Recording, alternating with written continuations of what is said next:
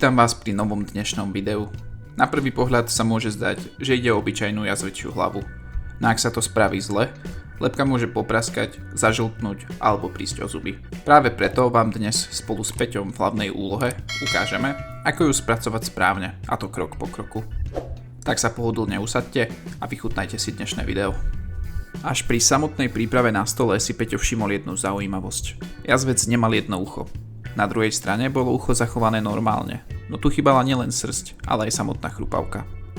Je možné, že ide o vrodenú vadu, alebo k tomu prišlo počas nejakého súboja, či už s iným jazvecom, líškou alebo iným predátorom.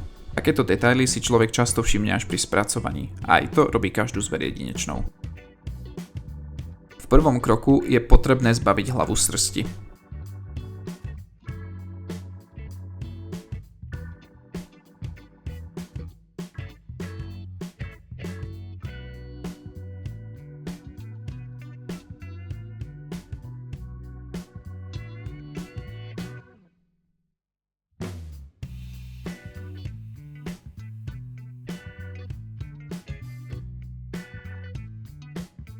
Následne sa lebka dôkladne očistí od mäsa. Odstraňujú sa oči, ucho a najmä mozog, ktorý sa vyberá zo zadnej časti lebky. Práve mozog je najmastnejšou časťou celej hlavy. A ak by tam zostal, voda pri vyváraní by bola mastná a samotná lebka by sa neskôr ťažko čistila.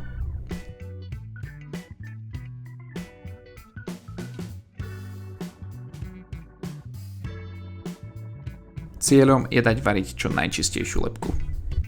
Po zbavení sa srsti a mäsa išla lebka najprv do studenej vody, aby sa vyplavila krv a lebka sa zbytočne nevyvárala v zakalenej vode.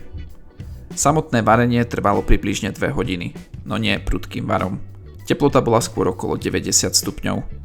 Počas varenia je dôležité priebežne zbierať mastnú penu z hladiny.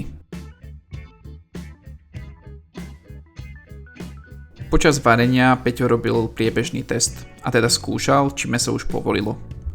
Je dôležité podotknúť, že netreba to variť ani príliš krátko, lebo by sa lebka zle čistila, ale naopak ani príliš dlho, pretože by sa mohli poškodiť slabšie časti lebky. Popraskala by kosť alebo by vypadli zuby. Správny čas je teda kľúčový.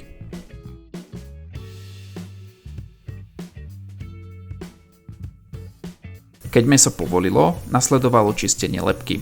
Väčšinu nečistôt Peťo odstránil tlakovou vodou, tzv. Vapkou, a tie jemnejšie časti dočistil ručne pomocou noža a pinzety. Následne lebku nechal do druhého dňa poriadne vyschnúť.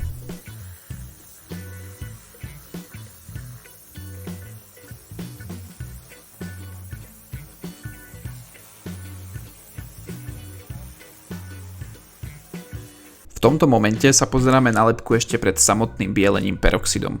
Aj keď je už mechanicky vyčistená a suchá, stále má prirodzený nádych do žlta a môžu na nej zostať drobné zvyšky, ktoré voľným okom hneď nevidno.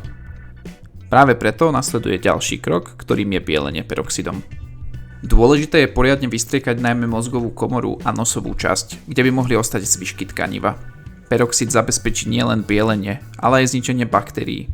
Výsledkom je teda čistá, pevná a snehobiela lebka jazveca.